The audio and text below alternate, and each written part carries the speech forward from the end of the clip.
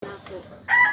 Pero siguro kanang ang usa ka anak mo biya siguro sa iyang ginikanan siguro na siya ay mapaabot na dili maayo siguro. Di ba? Na siya ay murag ang resulta na dili maayo maabot sa iyang kinabuhi kung kanang mulaya siya sa iyang pamilya. So ang atong paghahisgutan karon makita nato diri sa Jeremias 2 chapter 2 verse 14 to 15 atong pagabasahon. Basahon isa nato. Ingon dili angay nga maulipon ang Israel kay wala man siya pakatawha aron ulipnon. Apay nganong gipangita man siya sa iyang mga kaaway. 15. Nagmulob ang iyang mga kaaway sa leyon. Gihimo nilang diserto ang iyang yuta. Nangalumpag ang iyang mga syudad ug wala nay nagpuyo niini. No, ang tema nato paghisgutan, resulta sa pagbiya sa Ginoo.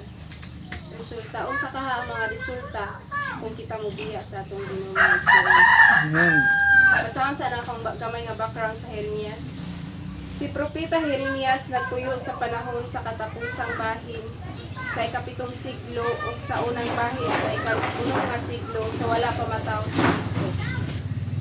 Sa panahon sa taas niyang pagpangalagad, ipasidan-an niya ang katawhan bahin sa katalagman nga moabot sa nasod tungod sa ilang pagpakasala o sa ilang pagsimba sa mga Diyos.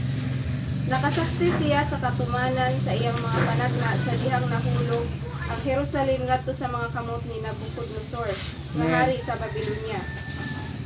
Nakasaksi usab siya sa pagkagunob sa syudad ug sa templo ug sa pagkabihag sa daghang katawan kauban sa ilang hari ngadto sa Babylonia. Gitagna usab niya ang pagbalik sa katawhan gikan sa pagkabihag ug ang pagpahiuli sa nasod ngadto sa kanhing kahimtang niini. No, ang tema resulta sa pagbiya sa Ginoo.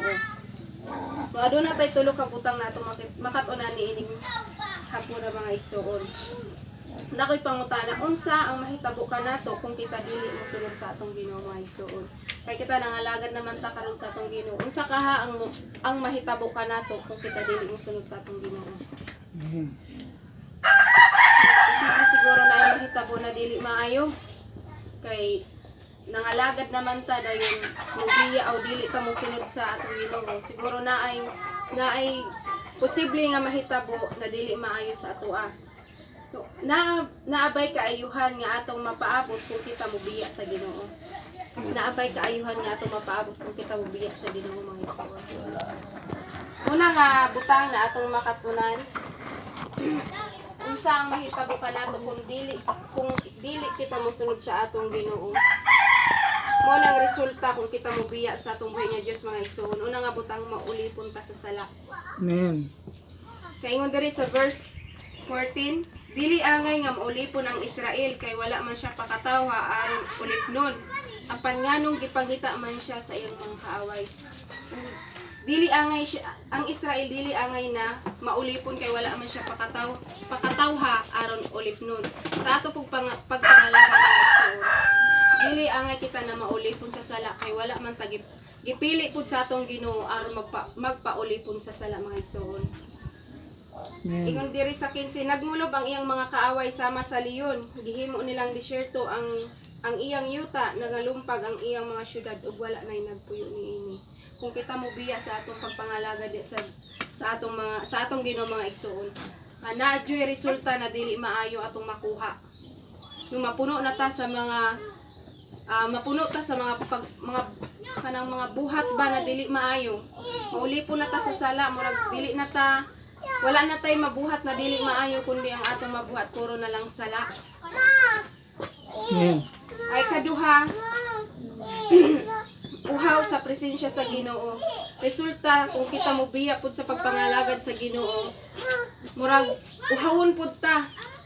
Uhawon ta sa iyang presensya, uhawon ta sa mga pulong sa atong Ginoo mga igsoon.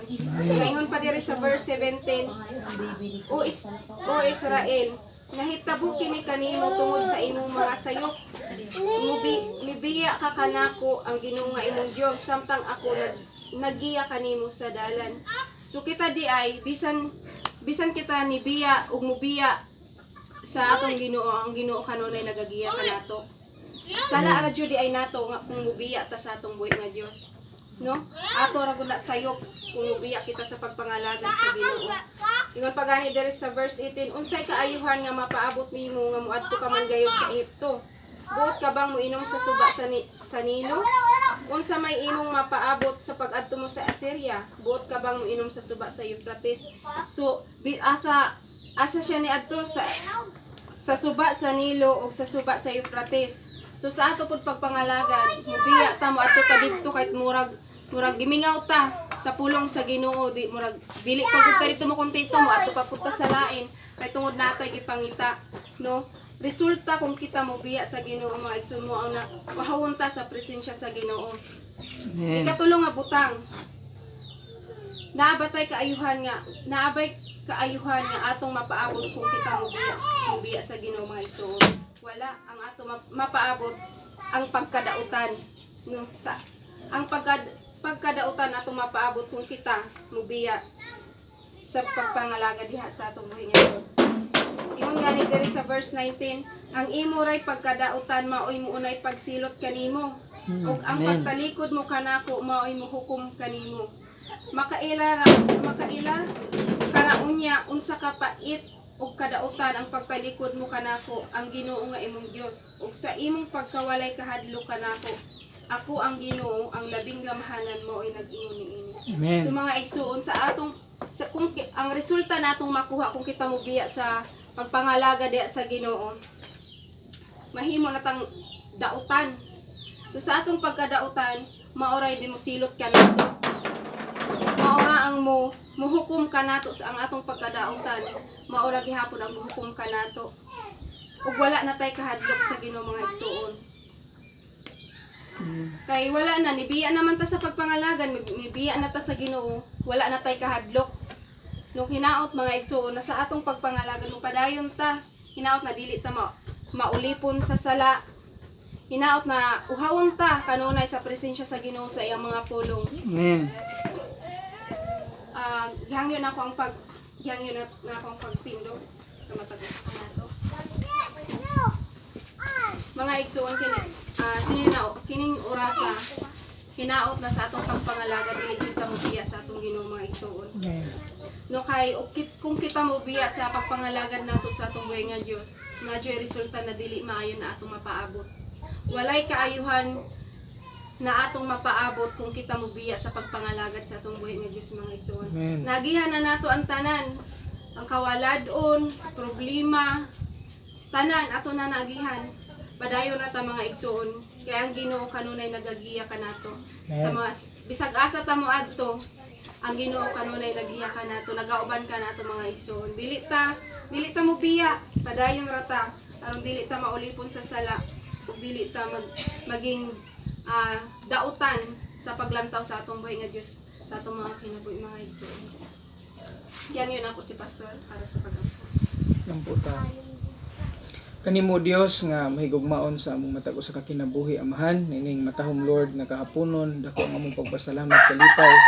Tungod imong gipasinati kanamo Ginoo nimong adlaw ang imong grasya, ang imong kadagaya sa imong pagkamaayo Ginoo.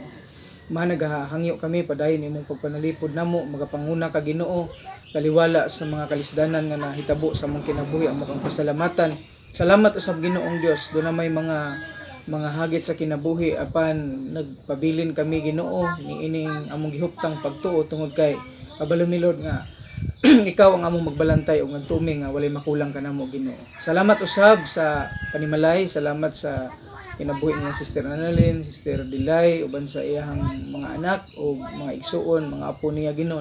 Padayon kami amahan sa paghangyo kanimo, padayon imuha ang pagpanalipod nga ri kanamo amahan. Salamat Lord sa makanunayon nimong promise sa matag usa kanamo nga nagingon ka Ginoo, duol kamo kanako kamo tanang nagibugatan sa inyong gipas-an kay papahulayon ko isangon ninyo ang akong yugo ug sundan niyo ako kay malumog ako mapainugsanon sa espiritu ug makapahulay kamo. Salamat Lord kay sa daghang pwedeng kapahulayan diha sa imong mahal nga presensya Ginoo, makatagbo kami ug ang tanan namo gikinahanglan Ginoo imo igahatag sa matag usa kanamo. Ginoong Dios, kanimo lamang ang tanan, pasaylo kami sa among mga pagkulang, imong tanan dungog ang himaya sa imong pangalan balaan. In Jesus name. Amen. Hapon.